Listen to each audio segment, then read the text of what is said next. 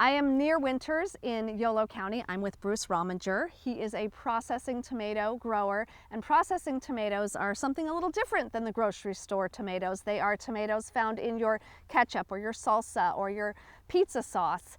And the field looks dry, it looks like dirt, but actually this is the beginning of the process. That's right. We have millions of little tomato seedlings going in here today, putting 9,500 of these per acre. And they're putting the root ball down into the moisture that's underneath this dry dirt. It is March, so we've had rains, not too many, but a few. So there is moisture down here. We're adding a little supplemental water as we go. So these are going to just take off and start growing. We don't even need to irrigate these for quite a while. So we're putting them fairly deep in the ground, so there's only a little bit sticking up like that, and this root ball is down in the moisture. And so we're just starting about an 8-week process of planting our tomato fields. And that will lead us to about a 3-month process this summer of harvesting, beginning in July all the way through September.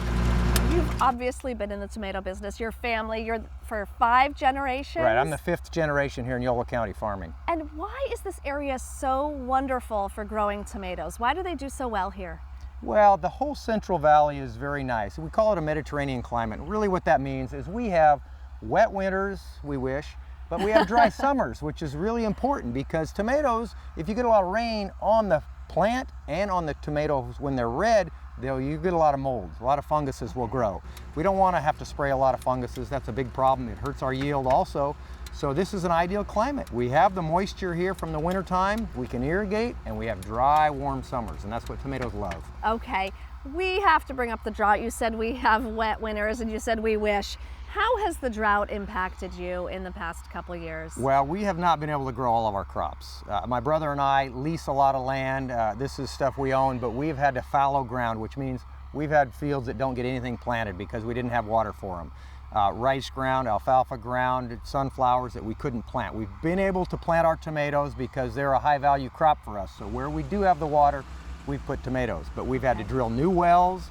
We've had to invest a lot in new efficient irrigation systems, and so it's cost us a lot of money. It's a huge impact, and we're not out of it. That's the scary part. We have to try and get through this year, and then we're going into another year with no storage in our reservoirs. Right. Obviously a big issue with planting tomatoes is irrigation. You need water, obviously. That's right. And this is the way we do it. This is a piece of our drip tape, we call it. This is buried underneath the ground.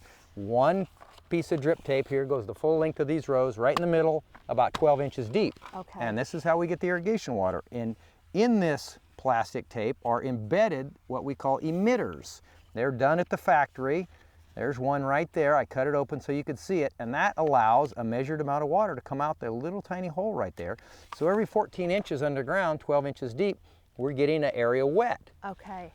Being water efficient does not come free. This is a little more expensive. Yeah, to put this system in a field, of course, there's one of these tapes, the full length, every 5 feet.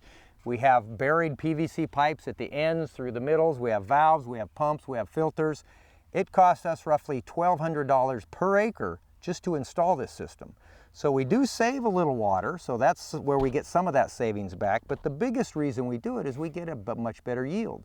By being able to irrigate these very precisely and put the fertilizer on very efficiently, we can actually get a bigger yield.